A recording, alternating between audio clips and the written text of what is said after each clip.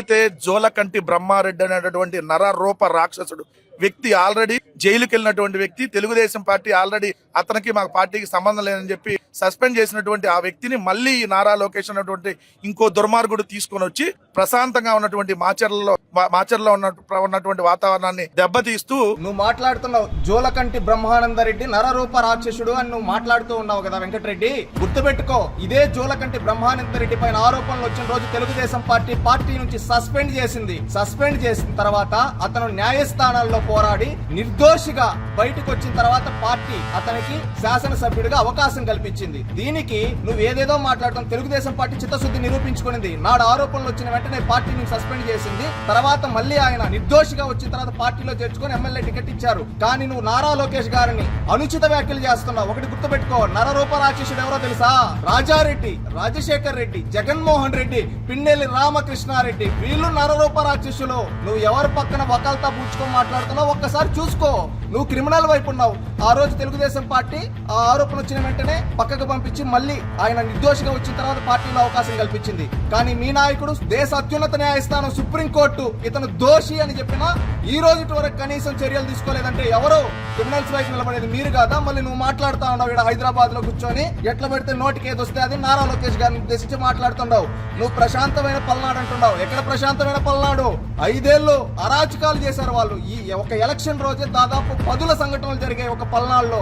ఎంతో మంది గొంతులు కోసి చంపిన ఒక పిన్నెల రామకృష్ణారెడ్డికి నువ్వు అండగా నిలబడి మాట్లాడుతా ఉన్నావు. మనిషి అన్న తర్వాత కొంచెం సిగ్గు మానం ఉండాలంటారు. అవేవి లేకుండా విడిచిపెట్టేసి అంటున్నావు. క్రిమినల్స్ వైపు నిలబడిన చరిత్ర జగన్మోహన్ రెడ్డిది. గుర్తుపెట్టుకో, ఈ రోజు పల్నాడులో అభివృద్ధి కార్యక్రమాలు జరుగుతున్నాయి. మీరు అరాచకాలు చేస్తే ఈ రోజు అభివృద్ధి చేస్తూ ఉన్నారు. 2024 ఎన్నికల్లో ఒకే మాట చెప్పడం జరిగింది తెలుగుదేశం పార్టీ నాడు. చంద్రబాబు నాయుడు గారు కావచ్చు, నారా లోకేష్ గారు కావచ్చు, ఒకే మాట చెప్పారు, జోలకంటి బ్రహ్మానందరెడ్డిని గెలిపేయండి, పల్నాడులో అభివృద్ధి అంటే ఏంటో చూపిస్తాం. 20 ఏళ్ళు ఎమ్మెల్యేగా ఉన్నాడు పిన్నెల్లి రామకృష్ణారెడ్డి. 2019 ముందు ఏమన్నాడు తెలుసా? వరికిపుడిశాల పూర్తి చేస్తా, లేకపోతే రాజకీయ సన్యాసం తీసుకుంటా అన్నాడు. ఈ రోజు వరికిపుడిశాల గురించి ఎందుకు పట్టించుకోవాలా? ఈ రోజు తెలుగుదేశం పార్టీ వచ్చిన తర్వాత వరికిపుడిశాలకి ఏదైతే ఫారెస్ట్ క్లియరెన్స్, ఫారెస్ట్ ఎన్ఓసి తీసుకొని వచ్చి 70 ఏళ్ల పలనాడు, ఎగువ పలనాడు కళని ఈ రోజు తెలుగుదేశం పార్టీ సాకారం చేస్తా ఉంది. మీరున్న 20 ఏళ్ళలో చేసింది శూన్యం. అది గుర్తుపెట్టుకో వెంకటరెడ్డి. నువ్వు ఇంకొకటి కూడా మాట్లాడుతూ ఉన్నావు. మొలకల చెరువు ఇబ్రహీం పట్ల వాళ్ళే కల్తీ మద్యం తయారు చేసి వైఎస్ఆర్సీపీ నాయకుడు జోగి రమేష్ గారి పేరు ఇరికిచ్చినట్టుగా మళ్ళీ పిన్నెల్లి బ్రదర్స్ ని దాంట్లో ఇరికిచ్చారనంటే ఇది అక్రమ కేసు అని క్లియర్ గా అర్థం కావట్లేదా? పిన్నెల్లి రామకృష్ణారెడ్డి గారు అంతకుముందు 54 రోజుల పాటు ఇలానే జైల్లో పెట్టారు. అంటే అప్పుడు ఈవీఎంలు బద్దలు కొట్టినందుకోసం జైల్లో పెట్టారు. ఇప్పుడేమో ప్రజలు సరే, ఈవీఎంలు ఆ రోజు ఎందుకు చేయాల్సి వచ్చింది? ప్రజాస్వామ్యయుతంగా ఎన్నికలు జరపకుండా వాళ్ళు రిగ్గింగ్ చేస్తున్నప్పుడు, మీ ఊర్లో ఎవరో రిగ్గింగ్ చేస్తుంటే మీరే సర్పంచ్ అభ్యర్థి ముందు అడ్డుకోవడానికి ప్రయత్నిస్తారు. సో ఏం చేస్తారు? ఎవరైనా అలానే చేయాల్సినటువంటి పరిస్థితి ఉంటుంది. ఏదైతే మీరు తప్పుడు కేసులు పెట్టి తప్పుడు కేసులు అంటున్నావు, సిగ్గుండాలి ఆ మాట అనడానికి. నువ్వు ఒక అధికార ప్రతినిధిగా అలా మాట్లాడడానికి సిగ్గుపడాలి. నువ్వేమంటున్నావు? అక్రమ కేసు, ములకల చెరువు లిక్కర్ కేసు గురించి మాట్లాడుతున్నావు. కల్తీ లిక్కర్ కేసు ఆ రోజు ఆరోపణ వచ్చిన వెంటనే తెలుగుదేశం పార్టీ అతన్ని సస్పెండ్ చేసింది. తీరా ఆధారాలకు వెళ్తే జోగి రమేష్ వెనకాల నడిపించాడు. ఇబ్రాహీంపట్నంలో జోగి రమేష్ కు తెలియకుండా సంవత్సరం నుంచి 18 నెలల నుంచి జరుగుతూ ఉంటే ఊరికే ఉంటారా? కావాలని 1 నెల ముందు ఇన్సిడెంట్ క్రియేట్ చేశారు, బురద జల్లారు. తెలుగుదేశం పార్టీ ఎప్పటికప్పుడు అలర్ట్ అయ్యి విచారణ జరిపిస్తే తేలింది ఏంటంటే జోగి రమేష్ వెనకాల నుండి నడిపించాడు అని చెప్పి. దానిపైన మీరు చేపించి తెలుగుదేశం పార్టీ పైన ఆరోపణలు వేసేయడం సిగ్గుండాలి. నువ్వు ఇంకొకటి అంటున్నావు, ఎన్నికల రోజు ఈవీఎం రిగ్గింగ్ జరుగుతుంటాయి. చాలా పెద్ద మాట యూజ్ చేస్తున్నావు, రిగ్గింగ్ అని. నేను మాట్లాడదలుచుకున్నా, నువ్వు ఈవీఎం బద్దలు కొడితే అది రిగ్గింగ్ అంటున్నావు, సిగ్గుండాలి. ఆ రోజు పాలవాయి గేట్ లో రిగ్గింగ్ జరిగిందా? మీ వాళ్ళు అక్కడ ఓడిపోతున్నామనే ఫ్రస్ట్రేషన్ లో పిన్నెల్లి రామకృష్ణారెడ్డి వచ్చి ఈవీఎం బద్దలు కొడితే, ప్రజాస్వామ్యంలో ఎన్నికలు అనేది మనం ఎంతో ప్రతిష్టాత్మకంగా, అలాంటి ఎన్నికల్లో ఈవీఎం బాక్స్ ని బద్దలు కొట్టి అంటే అతడు ప్రజాస్వామ్యాన్ని బద్దలు కొట్టినట్టు. అలాంటి వ్యక్తికి సిగ్గు లేకుండా జగన్మోహన్ రెడ్డి సపోర్ట్ ఇస్తాడు, నువ్వు సపోర్ట్ ఇస్తావు. ఎక్కడన్నా రిగ్గింగ్ జరుగుతూ ఉంటే ఈ విధంగా జరుగుతుంది కదట. నీకు చెప్తా చూసుకో. నువ్వేంటంటే ఎక్కడో అమరావతిలోనో హైదరాబాద్ లోనో కూర్చొని ఎవడో స్క్రిప్ట్ పంపిస్తాడు, ఆ స్క్రిప్ట్ పెట్టుకొని నోరుంది కదా అని చెప్పి ఏది పడితే అది మాట్లాడేస్తావు. అసలు సంబంధం ఉందా? సబ్జెక్ట్ తెలుసా నీకు? అందుకే కదా డిబేట్ లో నువ్వు నిల్లు అని పక్కకు పంపిస్తే ఈరోజు బయటకు వచ్చి ఎట్లా పడితే అట్లా మాట్లాడతావు. గుర్తుపెట్టుకో, పాలవాయి గేట్ లో ఈవీఎం బద్దలు కొట్టింది ఎవరో పిన్నెల్లి రామకృష్ణారెడ్డి. ఓటే భయంతో కేపీ గూడెంలో మీ వాళ్ళు బూత్ క్యాప్చర్ చేస్తా ఉన్నారు. బూత్ క్యాప్చర్ చేస్తుంటే తెలుగుదేశం పార్టీ వాళ్ళు వెళ్తే అక్కడ రాళ్ల దాడి జరిపించింది ఈ పిన్నెల్లి సోదరులు కదా.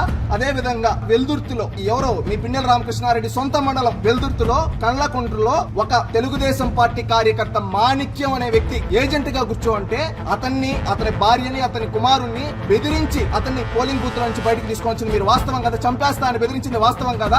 అదే నియోజకవర్గం, అదే మండలం, అదే బూత్ లో వెంకట్రెడ్డి గుర్తుపెట్టుకో, వెంకట్రెడ్డి అనే ఒక వ్యక్తిని తెలుగుదేశం పార్టీ కార్యకర్తని కొట్టడానికి వాళ్ళ ఇంటికి వస్తే ఆ ఇంట్లో ఆడబిడ్డ మా అన్నని కొట్టద్దండి, మా నాన్నని కొట్టద్దండి అంటే నగ్నంగా నిలబెట్టి కొట్టి పారేసి వెళ్ళిపోయారు. సిగ్గుమానం లేకుండా మీ వైఎస్ఆర్సీపీ వాళ్ళు. దీనికి సమాధానం చెప్పు. అదే విధంగా ఇంకొకటి కేశవరెడ్డి మాచర్ల టౌన్ లో కేశవరెడ్డి ఆఫీస్ పైకి వెళ్లి తెలుగుదేశం పార్టీ ఆఫీస్ ని తగలబెట్టింది మీ పిన్నెల సోదరులు కదా ఎన్నికల రోజు. అదే విధంగా ఆ రోజు అలేఖ్య కాలం తొక్కించి 11 ముక్కలు చేసింది మీ పిన్నెల సోదరులు కదా. ఇదే కాకుండా రెంటచెర్లలో ఆనాడు పార్టీ ఇన్ఛార్జ్ గా ఉన్న ఈనాటి ఎమ్మెల్యే జోలకంటి బ్రహ్మారెడ్డి గారు వెళ్తూ ఉంటే కాన్వాయ్ పైన గుర్తుపెట్టుకో, కాన్వాయ్ పైన రాళ్ల దాడి చేపించింది మీరు కదా. అదే దాంట్లో మంజులారెడ్డి అనే ఒక మహిళ ఏజెంట్ గా ఉంటే తల పగలగొట్టింది మీరు కదా. ఈ విధంగా 1-2 వందల రాజకీయాలు చేశారు ఒక ఎన్నికల్లో. సిగ్గు లేకుండా మళ్ళీ రిగ్గింగ్ అని మాట్లాడుతున్నావు. నువ్వు ప్రజాస్వామ్యం గురించి తెలిసి ఎన్నికల్ని ఆ రోజు ప్రజాస్వామ్యాన్ని కూనీ చేయాలనుకున్నారు. ఇన్ని తప్పులు చేస్తే వెనకేసుకొని వస్తున్నావు అంటే నీ ఆత్మసాక్షిని ఒక్కసారి ప్రశ్నించుకో. అంతే కదా, భగవంతుడు నోరిచ్చాడు కదా, నేను ఒకల్తా పుచ్చుకొని మాట్లాడాలి కదా అని ఏది పడితే అది మాట్లాడితే ప్రజాస్వామ్యంలో ప్రజలు చూస్తూ ఉండరు వెంకటరెడ్డి.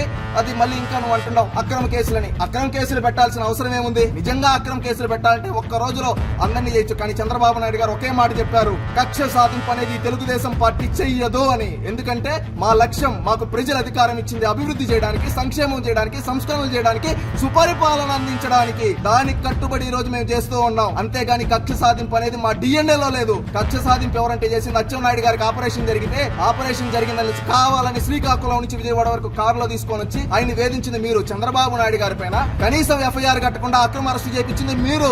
బీసీ జనార్దన్ రెడ్డి పైన అరెస్టు చేయించింది మీరు. అదే విధంగా జేసీ అస్మిత్ రెడ్డి పైన అక్రమ అరెస్టు చేయించింది మీరు. ఈ విధంగా చెప్పుకుంటూ పోతే అక్రమ అరెస్టులు ఎన్నో వస్తాయి. అది మీ చరిత్ర. అక్రమ అరెస్టుల చరిత్ర వైసీపీది. తెలుగుదేశం పార్టీ ఏ రోజు కక్ష, ఈ రోజు ఇన్ని సంఘటనలు జరిగిన దాని వల్ల దేశ అత్యున్నత న్యాయస్థానం సుప్రీంకోర్టు చర్యలు తీసుకోమంటే ఈ రోజు లొంగిపోయారు పిన్నెల సోదరులు. వాళ్ళకి మద్దతుగా మలుగుతావా? ఒకటి మీరేందంటే పెత్తందారి మనస్తత్వంతో ఉన్న వెంకటరెడ్డి. ఒకటి గుర్తుపెట్టుకో, జల్లయ్య బీసీ యాదవ సామాజిక వర్గానికి సంబంధించిన వ్యక్తిని రాళ్లతో కొట్టించి చంపారు. గతంలో మీరు అధికారంలో ఉండేటప్పుడు చంద్రయ్య అనే ఒక కార్యకర్తని గొంతు కోసి చంపారు, జై జగన్ అని చెప్పలేదని. ఈ విధంగా ఒక బీసీ పరిగి కమ్యూనిటీకి సంబంధించిన వ్యక్తిని, అదే విధంగా బీసీ యాదవ్ కమ్యూనిటీకి సంబంధించిన వ్యక్తిని, అదే విధంగా నాడు మీరు శాసనసభ్యుడిగా మీరు చెప్తున్నారు 20 ఏళ్ళు ఎమ్మెల్యే అని చెప్పి ఆ పిన్నెల రామకృష్ణారెడ్డిని అయ్యా మాకు నీళ్లు ఇవ్వండి అని ఒక ఎస్టీ లంబాడి సామాజిక వర్గానికి సంబంధించిన మహిళ అడిగితే ట్రాక్టర్ తో తొక్కించి చంపారు. ఇది మీ చరిత్ర.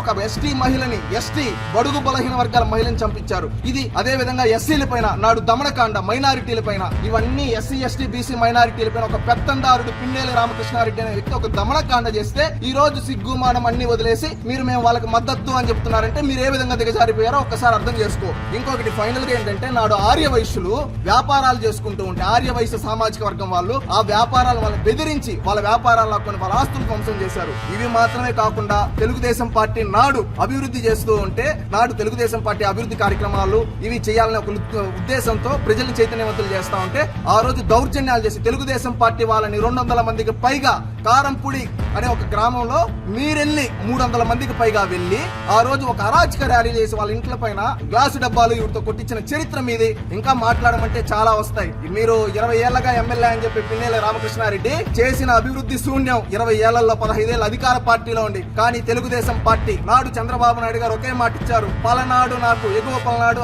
అభివృద్ధికి నేను కట్టుబడి ఉన్న బ్రహ్మానందరెడ్డిని గెలిపించండి, మేము అభివృద్ధి చేస్తామని దానికి కట్టుబడి ఈ రోజు వచ్చిన కేవలం 18 నెలల్లో 1500 కోట్లు నిధులు కేవలం మాచర్లకి ఇచ్చాం. అదే విధంగా 1200 కోట్లు జలజీవన్ మిషన్ ద్వారా పల్నాడుకి ఇచ్చాం. అదే విధంగా 140 కోట్లు అమృత్ మిషన్ ద్వారా కేంద్ర ప్రభుత్వం యొక్క పథకం ద్వారా మాచర్ల అభివృద్ధికి కట్టుబడి చేశాం. ఇదే విధంగా 70 ఏళ్ల కళ వరికపుడిశాల మీ నాయకుడే అన్నాడు ఏమని పిన్నెల రామకృష్ణారెడ్డి, వరికపుడిశాల పూర్తి చేయకపోతే రాజకీయ సన్యాసం అని 2019లో ఆ వరికపుడిశాలను మీరు గాలికి వదిలేస్తే పలనాడును సస్యశ్యామలం చేయాలని ఈ రోజు వరికపుడిశాల ప్రాజెక్టు పూర్తికి కంకణం కట్టుకొని పనిచేస్తూ ఉంది తెలుగుదేశం పార్టీ. గుర్తుపెట్టుకో, మీరు అరాచకాలు చేస్తే 20 ఏళ్ళు, 2 ఏళ్ల కేవలం అభివృద్ధి మాత్రమే చేస్తున్నాం. ఇది తెలుగుదేశం పార్టీ యొక్క చిత్తశుద్ధి, తెలుగుదేశం పార్టీ యొక్క గొప్పతనం. అది తెలుసుకోండి. ఎందుకంటే ఎందుకంటే హత్యా రాజకీయాలు తెలుగుదేశం పార్టీ మూలం కాదు. మీరు కూడా నిజాలు తెలుసుకుని మాట్లాడితే ప్రజలు హర్షిస్తారు. అంతేగాని అవాస్తవాలు, అసత్యాలు మేము చెప్పి జనాలను నమ్మేయాలనుకుంటే ఫైనల్ గా ప్రజాస్వామ్యంలో ప్రజల అల్టిమేట్. అలాంటి ప్రజలు మిమ్మల్ని తగిన శాస్తి చెప్పి ఆల్రెడీ ఇప్పుడు పిన్నెల రామకృష్ణారెడ్డి వాళ్ళు అరెస్ట్ అయిన దానికి పలనాడులో పండుగలు చేసుకుంటున్నారు. గుర్తుపెట్టుకొని ఇకనైనా స్క్రిప్టులు చదవకుండా నిజాలు తెలుసుకుని మాట్లాడాలని గౌరవంగా తెలియజేసుకుంటున్నాం.